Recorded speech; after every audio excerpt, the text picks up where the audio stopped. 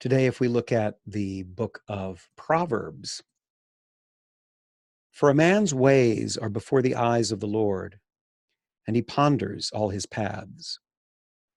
The iniquities of the wicked ensnare him, and he is held fast in the cords of his sin. He dies for lack of discipline, and because of his great folly, he is led astray. Yesterday, we talked about paths and how our paths become lighted, lit up, if we do good. The Lord is a lamp unto my feet. And we talked about lead kindly light. Here again, we have paths, footpaths, ways. And as I said, Christianity was called the way at the very beginning. For a man's ways are before the eyes of the Lord, and he ponders all his paths.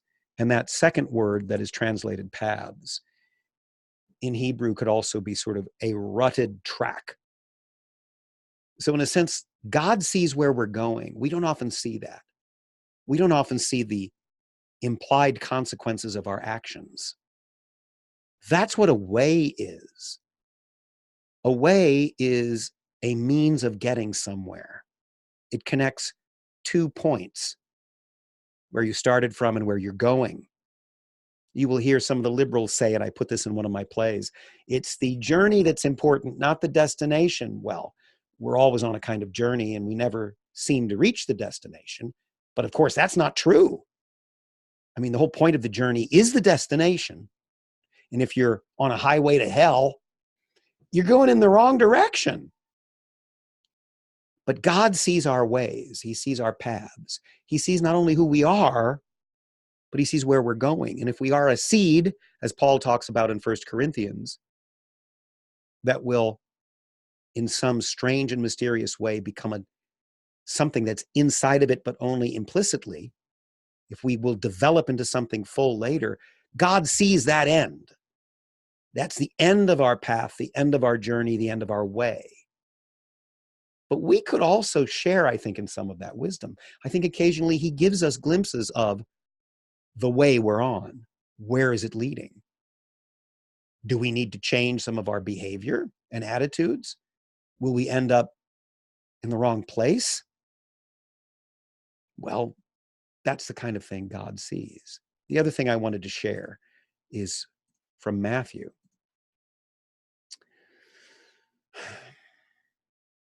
Talking about the unclean spirits, the unclean spirit returns. Then it goes and brings with it 7 other spirits more evil than itself, and they go in and dwell there. And the final plight of that man is worse than the first. So it will be with this wicked generation. So Jesus is talking about not only a person who has been possessed by, troubled by, obsessed with an evil spirit, but this applies to the whole generation. In the story that Jesus is telling, the spirit leaves, the man gets his house in order, he cleans up his life more or less, but then the spirit returns and finds everything in order and brings 7 other spirits with it, so that the end is worse than the beginning and that man's plight is worse than what it was. What does that mean?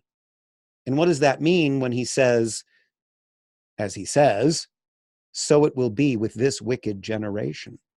I think there's something about us saying in our foolish but prideful way, well, I've got my act together. I'm doing just fine. I've cleaned up my house. I've cleaned up my room, as Jordan Peterson would say. Well, okay. But again, the question is the way. What way are you on?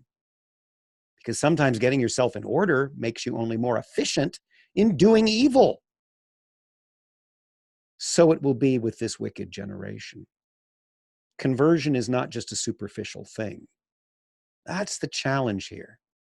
You know, it's one thing, my wife's great nephew is Jewish, and he talked about a movement in Judaism.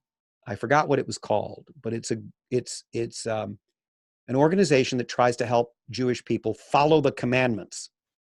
They're focusing on the acts and on the ends and on the behavior more so than what motivates it, which of course is legitimate to a point.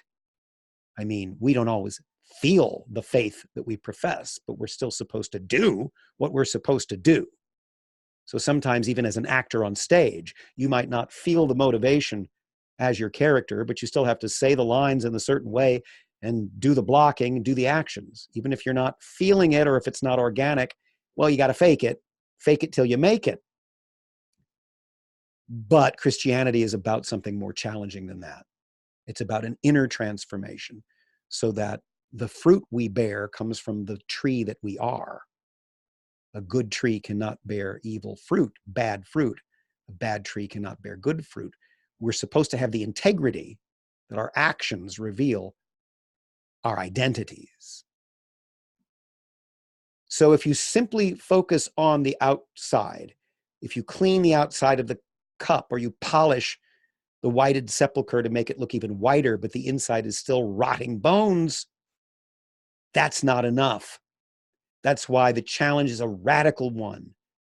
Good behavior is great, but it should be a fruit of an organic integrity, being, and existence. That's all in what we're reading just today.